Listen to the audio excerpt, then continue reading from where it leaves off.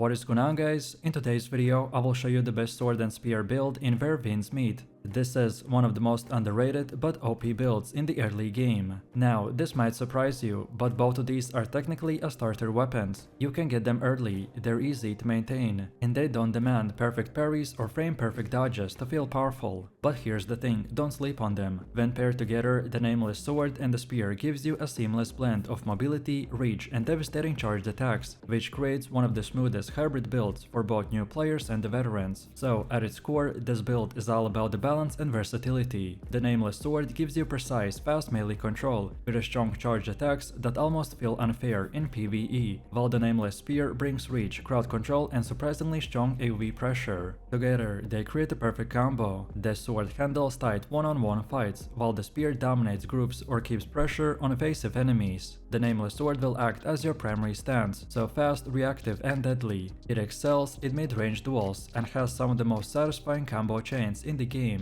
Each charged wave attack that is very similar to the Dark Moon Greatsword Slash gives you projectile-like range without sacrificing speed. And then the nameless spear, on the other hand, is your control weapon. It roots, interrupts, and opens space between you and aggressive enemies. It's the heavy attack that grants temporarily projectile immunity, which is perfect for when you're being spammed by the ranged attacks. And in PvP, the same immunity gives you breathing room to reset your positioning mid-fight. When played correctly, these two weapons will create a combat rhythm, so you start with the sword to pressure and burst, then switch to the spear to sustain and zone control, and then rotate back for the finisher. This build is graceful, reactive, and incredibly satisfying once you get the timing down. So let's start with the weapons themselves. The nameless sword scales evenly across the strength and dexterity, making it one of the most accessible weapons for the hybrid players. It has a balanced stat spread that rewards both physical and elemental builds. The charged attack sends a wave of energy forward. Even lightly upgraded, it deals burst damage that can chunk enemy health bars in seconds. And then the nameless spear will complement it beautifully. It scales primarily with the strength and vitality, so you naturally gain tankiness as you invest into the points. Its basic attacks have a long reach and strong stagger potential. More importantly, several of its skills will enhance the team play and defensive positioning, which is perfect for co-op runs or holding aggro during the boss fights. Both of these weapons can be refined using the Jade coins, which you will earn from the story breakthroughs, world bosses, and exploration achievements. I recommend not to overthink your upgrades early, just focus on refining the sword first and then the spear, once you're comfortable with the combat flow.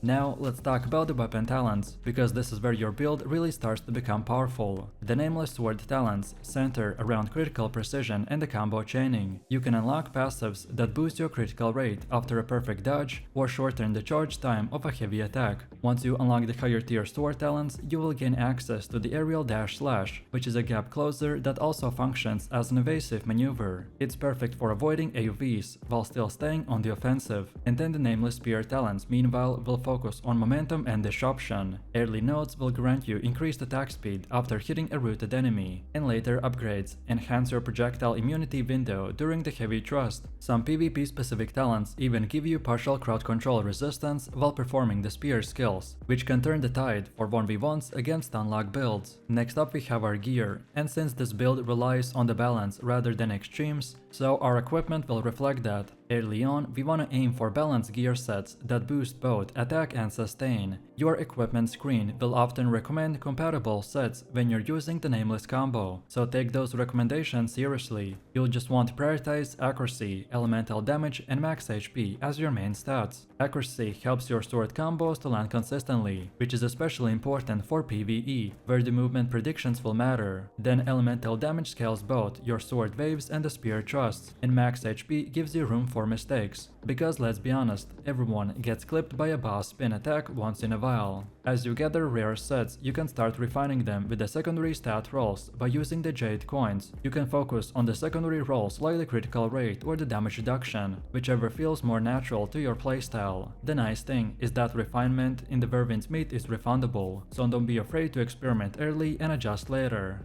Now let's move on to the Mystic Arts, aka the special abilities that shape your combat identity. For the sword and spear setup, you will want to complement your weapon strengths, so burst, reach, and sustain. And here are my top 3 recommendations. First is the Wind Surge. This art increases your movement speed and the critical rate for a short duration. It's perfect for pre-fight buffs, allowing you to reposition faster and land your opening sword combos with the guaranteed crits. Then second, we got the Dragon's Breath. This skill channels your inner energy into your next charged attack by amplifying it up to 30%. Combine this with the Nameless Sword charged wave and you will see ridiculous burst potential. It's basically your delete button when a boss stagger window opens. And third, we got the Spirit Flow. This art will summon a circular field that damages enemies while healing you. It's incredible for longer fights or holding control points in PvP, and it synergizes beautifully with the spear zoning playstyle.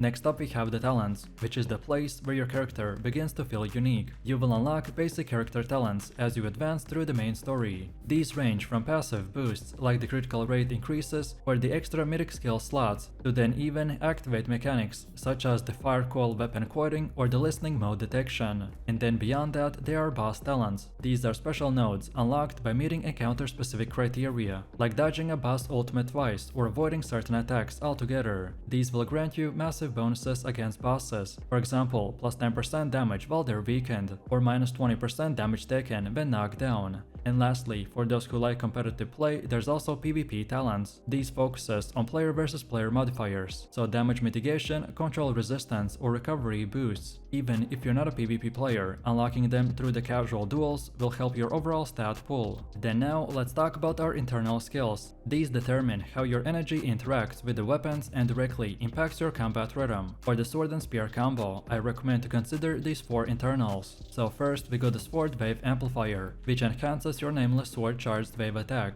allowing it to release multiple energy slashes per strike. It turns a single charged attack into a sweeping storm of damage. Then second, we got the Momentum Core Internal, which boosts the spear attack speed after performing a weapon switch. This keeps your tempo high when swapping from the sword to spear mid-rotation. Then third, we get the Piercing Rhythm Internal, which increases critical damage and ignores the part of your enemy defense while using the spear's thrust. It's perfect for bosses and PvP fights. And finally, we get the Dual Harmony, which is a hybrid internal that increases both the damage and the stamina recovery, ensuring that your constant weapon swapping and dodging will never feel sluggish. And now finally, let's see how to actually play this build. We want to start our rotation by using the Nameless Sword, and we open with a full charged attack to send that iconic energy wave, which is great for tagging enemies or forcing PvP targets to dodge early. Then immediately after, close the gap by using the dash slash or the gap closer skill. As soon as it finishes, you tap your attack button twice to follow that up with a rapid combo chain. Now during the recovery animation, perform the backwards dodge cleave. This creates a space and simultaneously deals damage